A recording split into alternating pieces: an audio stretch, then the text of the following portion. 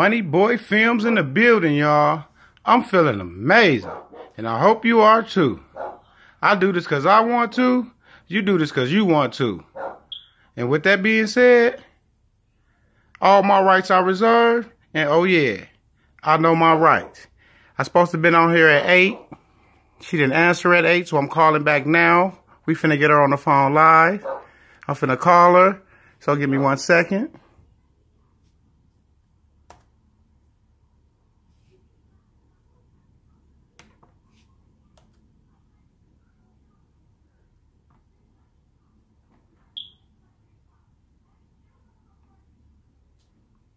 Okay.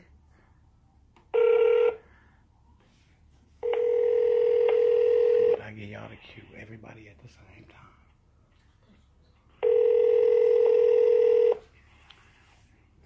Dr. Teresa is her name. Good evening, may I help you? Hi, Dr. Teresa. This is Joe calling. Hi, Joe. Yes, I had a few people here. Say hello. Hello.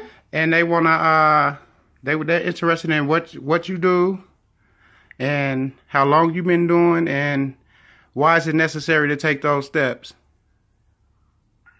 Well, that's a 3-hour seminar, so we're not going to do that. Do you all have pen and paper? Yes, ma'am. Okay. So, American Sovereign Bulletin has an A+ rating at the Better Business Bureau. I think you'll find it nationally. Okay. And then we've been here 18 years. We've published under a couple of different names. Our actual company name, American Sovereign Bulletin, was something we published under.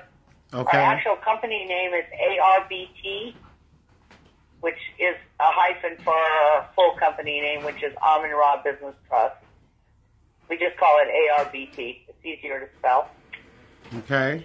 And what we do is a process, and we call it a platform package. So when you're born, you get a certificate of live birth. 2 doctors sign it. Your footprints are on it. That is filed in the county that you were born in. Before the mothers can leave the babies with the hospital, just try taking your baby out of the hospital without doing this, they're forced to sign a stack of papers. Within that stack of papers is an application to the state. When the mothers fill out the application to the state and they sign it as informant, they're technically abandoning their child. So the state steps in through orphans court and probate because they must protect the child's estate, E-S-T-A-T-E. Right. So they set up a trust and they give it the child's name in all capital letters. That's a trust. That is not you. Like I was explaining to you guys earlier. Go ahead. Okay, let me finish. So, the trust then is what you get when you get your driver's license. You fill it out in upper and lowercase, okay, because your mother abandoned you, so somebody's got to take guardianship over the child. Now, that tags all the way through your whole young life. And when you're 18, you're supposed to go make the claim and release that trust and release the guardian ad litem and the trustees and substitute the trustees. And the trust should be, accessed or closed. Right. But they don't tell us this. And there's usually a 7-year window between the ages of 18 and 25. But because they haven't explained all of this to us, and if you want verification on the birth certificate, go up in your state, whatever state you're in, and look up the vital statistics law or vital records. Okay? Okay. And you'll see that birth record, that vital statistic birth record, is actually a deed and a mortgage. Oh, right? wow. That's what it is. It's a piece of financial paper because it's a negotiable instrument because it's a trust. And that's why it comes on special paper. That's why it has a state seal on it. And that's why it has all these numbers on it. And it's bonded. That's what the red number is. or now they use a barcode to hide the red number. Right. But in the old days, if you saw the old birth certificates, you would see the bottom of them, or sometimes they put it on the back. Okay? Okay. So what we're doing is we're addressing that issue. So, meaning that all capital birth certificate, because it is an entity, and they're using it against us, so we take control. You cannot get out of this stuff. You don't want to get out of it. You'll never be able to function. So we take control of it, and we put it all into the estate. Even if there's old trusts that you don't know about, never will know about it, our documents put them all into the estate. We give them notice of the claim. Okay? Right. So then you take control of your own estate, and you become the only authorized agent to handle the business of that estate. So when we finish with the package, your paperwork, and you get everything signed and notarized, okay, there'll be another step after we notarize. We'll talk about that in a minute. Then you're going to take control of that. You're going to put it all in the estate. Now, once you have your estate set up, two things happen. One, you protect your family from ever seeing probate, because that's where the real sharks live.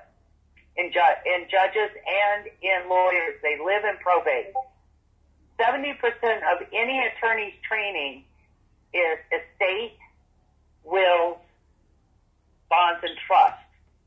That's what they're primarily trained. They don't train in real estate laws. They don't train in divorce law. They don't train in civil law. They specifically are all trained on an estate, probate work, okay? Because that's where everything's moving through, okay? When you see a judge in black robe, it's because he's dead. He's acting from a position as a dead person. That's why he's in black judicial robes. It goes back to Justinian law. Okay. Okay? Justinian law is what we're still practicing, and the world's been practicing under the Rome for the last, I don't know, several thousand years. You know, a couple thousand maybe, or at least 1,500. Right. So this isn't something new. This is something they started setting up. And the trusts were actually created through the Templars when they went to the Middle East and went on their crusade.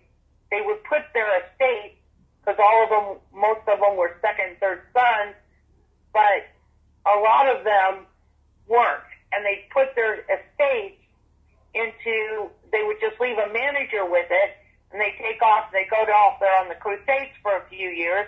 They come back, and the manager go, nope, it's mine now. I have the right of claim. Right. I've been taking care of it. I have the right of claim.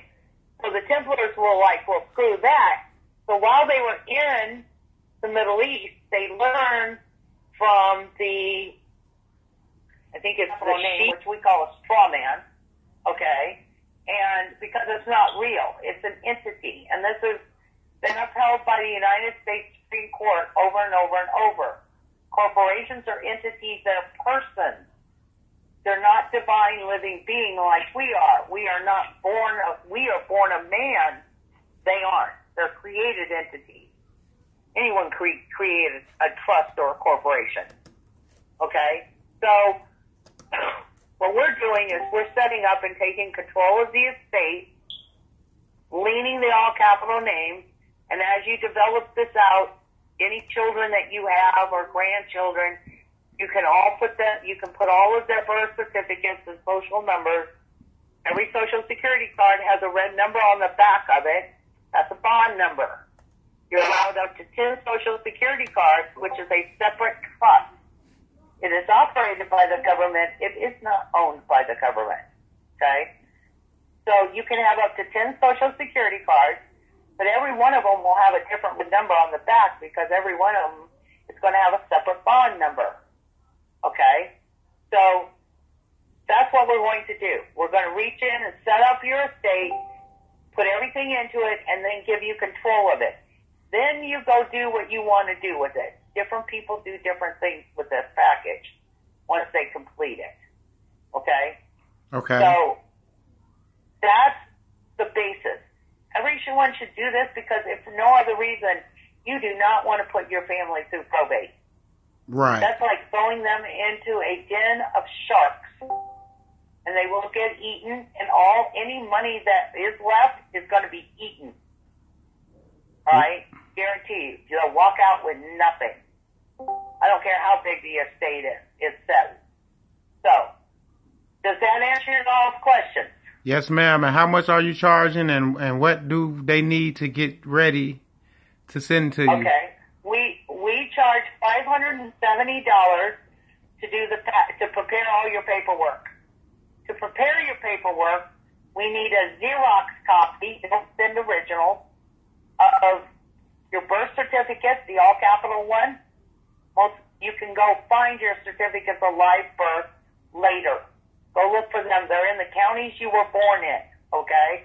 And they're going to act stupid and say, we don't know what you're talking about, Willis, because the low clerks in all these government offices are kept stupid intentionally. So just write them a letter. You want a search of the record for your certificate of live birth. You were born on this day in this county at this hospital. You know, give them as much as you have, and would you please search the record? Okay? But, so we need your all-capital birth certificate, your vital record. I need a Xerox of it. I need to be able to read the numbers. So enlarge if people are adopted. Some people have just lost it and they don't have access to it. Get us what you can. I need grandfather, great-grandfather, name, Money boy, dates of birth, Midwest in the place building, of birth. y'all. Give us as much as possible. I don't care if it's 1911 Illinois. Get what you can. Okay. And then I need a Xerox enlarged of your driver's license, so we can go ahead and put that on the lien for you. Front and back, because it's got barcodes on the back of it. And we need driver's license first. If you have a passport, a Xerox of that, so we can get that number done for you also. And then your current mailing address. Now, your mailing address is going to go on the top of all documents. You prepare them to be filed in the courts or in the county, wherever. So I do recommend that you all run out and grab a P.O. box, because these are going to end up in public records, and I don't like anybody's personal address in the public record. Okay. Yep. So go down and spend the $20, $30, get you a small P.O. box, which you should be moving everything into anyway, just because of all the identity theft. Okay? It keeps from having your personal address out there as much. All right. So whatever mailing, and I need your phone numbers in case we have questions. The money orders are made out to ARBT. A-R-B as in boy, T as in Tom. Okay. We are at P.O. Box 33. We are in Carborough, C as in cat, A-R-R-B-O-R-O, North Carolina, NC, 27510. Gotcha. Okay? So that's where we're at. That's where I want them to come in 3-day priority mail. So there's a tracking number. Don't let this stuff out floating in the mail system, especially this time of year. Right. Okay? And let me know when you're dropping them. Once we get the package, it takes us about 2 weeks to turn them and burn them. Okay, so if I got a group... It just depends on what our production level is, how many people we have ahead of you in line. So if I got a group of 10 coming in at once... It's going to take more than 2 weeks. Okay. But we won't hold them all at once. We'll be shipping them as we get them done. Okay. So we'll move on them as fast as we can.